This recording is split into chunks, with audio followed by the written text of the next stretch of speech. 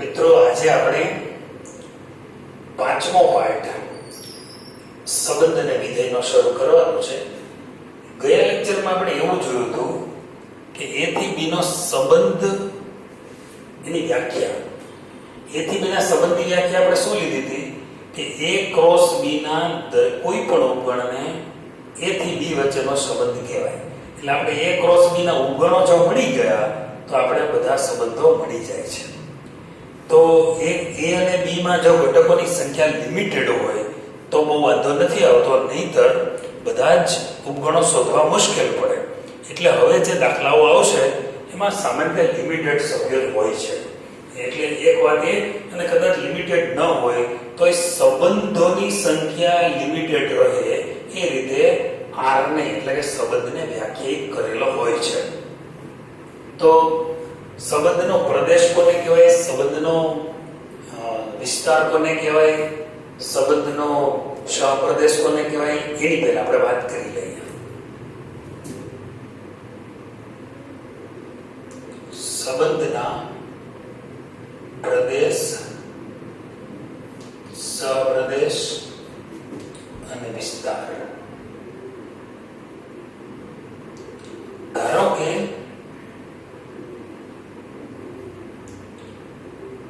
a અને b, ધારો કે a અને b એ અરિક્ત ગણો છે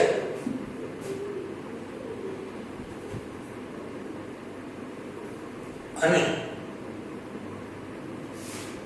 r એ a થી b વચ્ચેનો સંબંધ છે. એટલે તમને ખ્યાલ છે, માટે r is subset of a cross b or equal a cross b, right? હવે a ને b અરિક્ત ગણો છે એટલે જે r માં આવશે, મતલબ સંબંધમાં જે આવશે એ a cross b નો ઉપગણ હશે. કોઈ પણ સંબંધ પછી ડિફાઇન થાય એ a થી b નો ઉપગણ હશે. એટલે r માં શું હશે, એટલે કે વ્યાપક રીતે વિચારો તો r બરાબર ab થશે. જ્યાં a નો ઘટક છે, b નો ઘટક છે, રાઈટ? અને r હંમેશા a ક્રોસ b નો ઉપગણ હશે. તો જ્યારે તમે r મેળવો એટલે કે સંબંધ મેળવો, એક મિત્રો ચોખવટ કરી દો હજી, જ્યારે તમે a ક્રોસ b મેળવો ત્યારે a ક્રોસ b બરાબર r થાય એવું જરૂરી નથી. કોઈક વખત r બરાબર ખાલી ગણ પણ થાય, કોઈક વખત r બરાબર a ક્રોસ b પણ થાય, અને કોઈક વખત r છે એ a ક્રોસ b નો ઉચિત ઉપગણ પણ બને.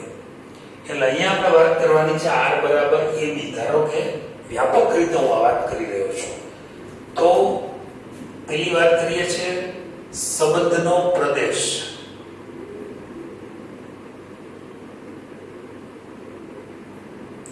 સંબંધનો પ્રદેશ કોને કહેવાય? r ની જે જોડ મળે, r ની પ્રત્યેક ક્રમયુક્ત જોડના પ્રથમ ઘટક થી બનતા ગણને r નો પ્રદેશ કહે છે. એટલે કે સંબંધનો પ્રદેશ કહે છે. બીજી વાત છે સહપ્રદેશ. તો જે બીજો ગણ છે એ સહપ્રદેશ છે. અહીં b ને r નો સહપ્રદેશ કહે છે. ત્રીજી વાત છે વિસ્તાર.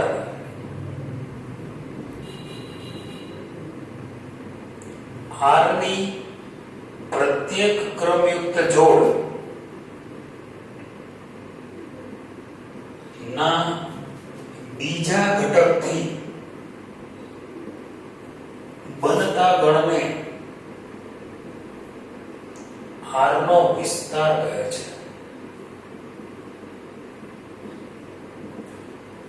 આખા ટોપિકમાં આપણે એ સમજવાનું છે કે પહેલા તો તમને a અને b બે ગણો આપ્યા હોય, એના ઉપરથી કંઈક r ને મેળવવાનો આવે. r મેળવ્યા પછી એટલે કે સંબંધ મેળવ્યા પછી સંબંધનો પ્રદેશ કેમ શોધાય?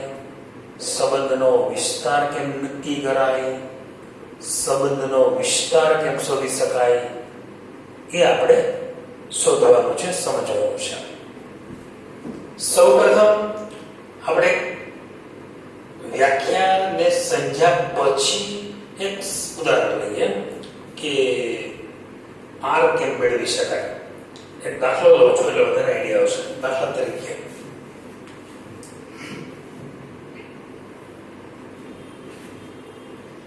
દાખલો છે, આઉટ ઓફ ટેક્સ્ટ બુક છે, એક્સ્ટ્રા છે. a is equal to 1 to 5, b is equal to 2 4 6 8 10, અને r બરાબર ab,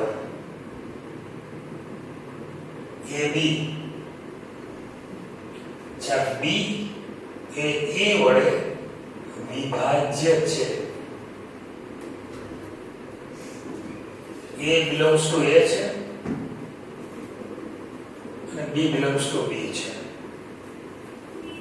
તો પહેલા તો r મેળવો,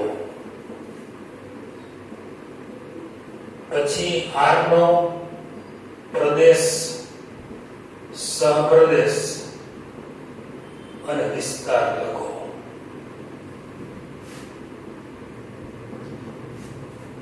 આ દાખલો એકવાર બરાબર સમજી લેશો પછી હું માનું ત્યાં સુધી તમને કોઈ મુશ્કેલી નહીં રહે.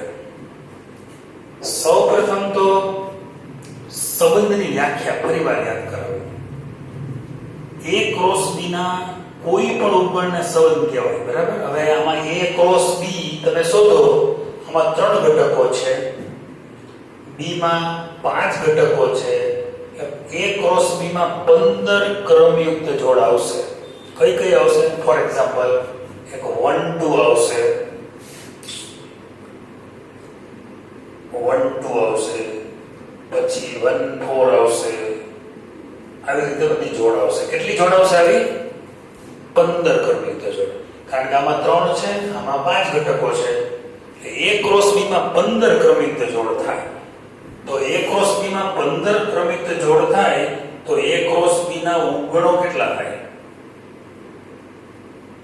2^15. એટલે ગણવું અઘરું પડે ને.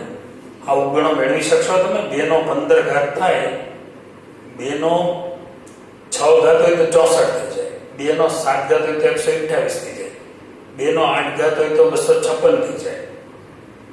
બરાબર. આ તો બધું તમને 128 256 ને તો મેમરી ને બધું યાદ હશે ને, એટલે એ તો ખ્યાલ હોય. બરાબર. આ તો 2 નો 15 ઘાત.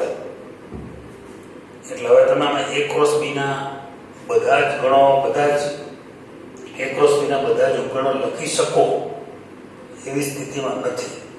એટલે કહેવાનો મતલબ એ છે કે તમારે હવે r જ લેવાનો. r કેવો?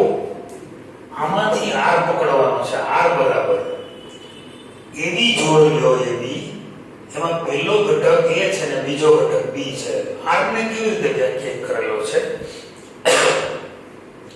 તો ab, b એ a વડે વિભાજ્ય છે, એટલે કે બીજો ઘટક b એ a વડે વિભાજ્ય છે, એટલે કે b બીજો ઘટક પહેલા ઘટક વડે વિશેષ ભાગી શકાય એવી જોડ તમારે પસંદ કરવાની છે. કઈ પસંદ કરશો? 1 2 લેશો? આ જોડ લેશો, તમે કન્સિડર કરશો તો 2/1 વિશેષ ભાગી શકાય. પહેલી જોડ તો લઈ લો. ચાલો 1 2, પછી 1 4 એ લો. 1 વાળી પહેલો ઘટક 1 હોય ને એટલે 4 ભાગ્યા 1 વિશેષ ભાગી શકાય. તો 1 2 1 4 1 6 1 8 આ તો લઈ જ લો, અને 1 10 સુધી લઈ લો. હવે મારે ધ્યાન રાખવું પડશે. આ પહેલો ઘટક પૂરો કર્યો, બધી જોડ મેં લઈ લીધી. શું કહ્યું છે? b એટલે કે બીજો ઘટક એ વડે, એટલે કે પહેલા ઘટક વડે ભાગી શકાય એવી જોડ લેવાની છે. સંબંધો તો 2 નો 15 ઘાત થાય ને એટલા બધા બને છે, પણ બધાય સંબંધને સાચવવામાં રહીએ તો હેરાન થઈ જાય. એટલે આપણે શું કરવાનું છે? એવો સંબંધ સાચવવાનો છે કે મતલબ એવો સંબંધ મેળવવાનો છે કે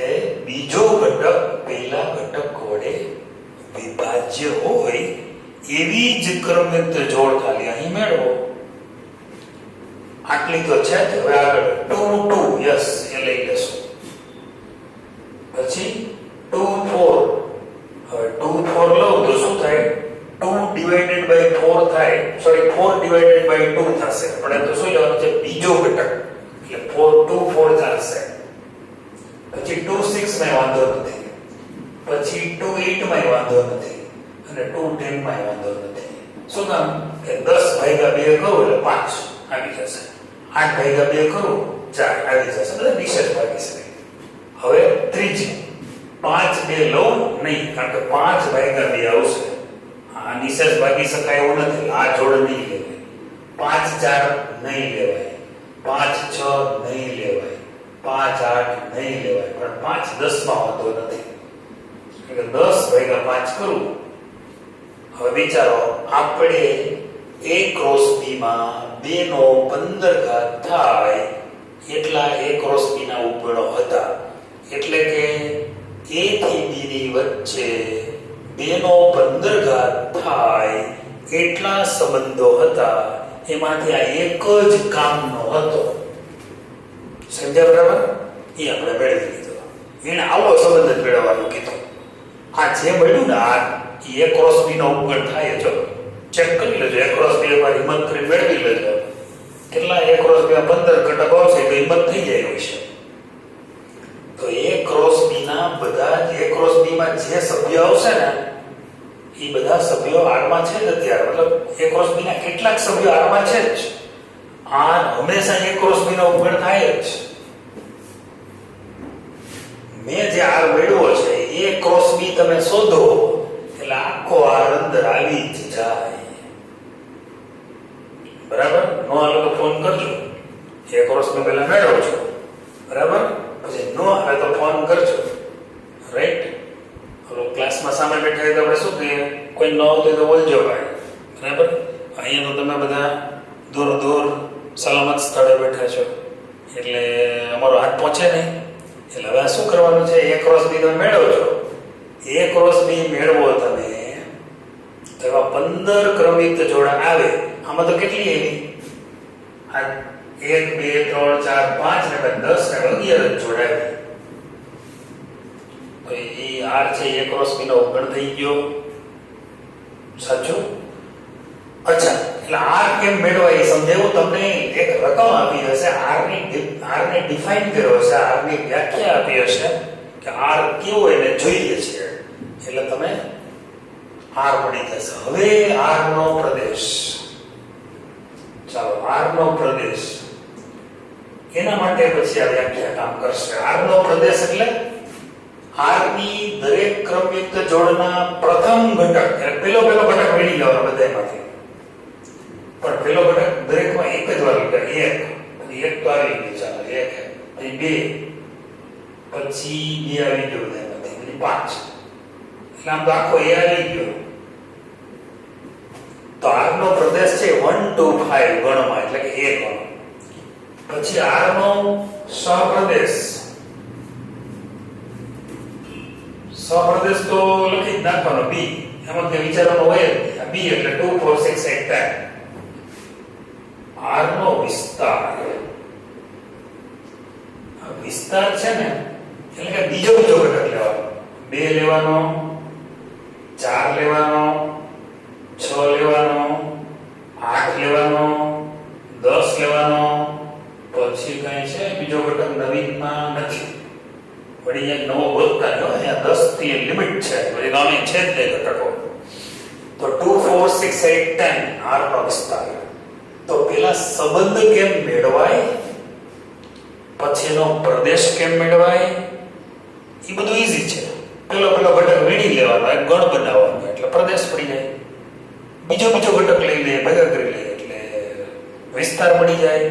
અને સીધો જે બીજો ગણ હોય લખી નાખો તમે એટલે સહપ્રદેશ મળી જાય. એ બધું તો બહુ ઈઝી છે. રાઈટ? ત્યાર પછી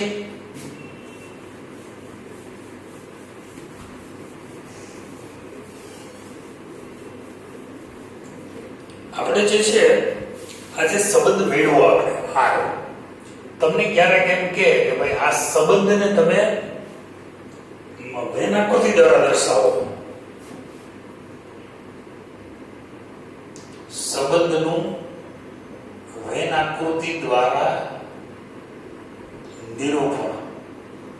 એટલે આનું નિરૂપણ વેન આકૃતિથી કરવાનું હોય તો કેમ કરાય? આ જ દાખલો જ રાખીએ આપણે. એક વધારાનો પ્રશ્ન એડ કરી દો. વેન આકૃતિથી નિરૂપણ કરવું હોય તો આમાં a ગણ લેવાનો, અહીંયા આ b લેવાનો. એમાં કેટલા ઘટકો છે? તો 1 2 અને 5 છે તે લખી નાખો. b માં કેટલા ઘટકો છે? 2 4 6 8 10.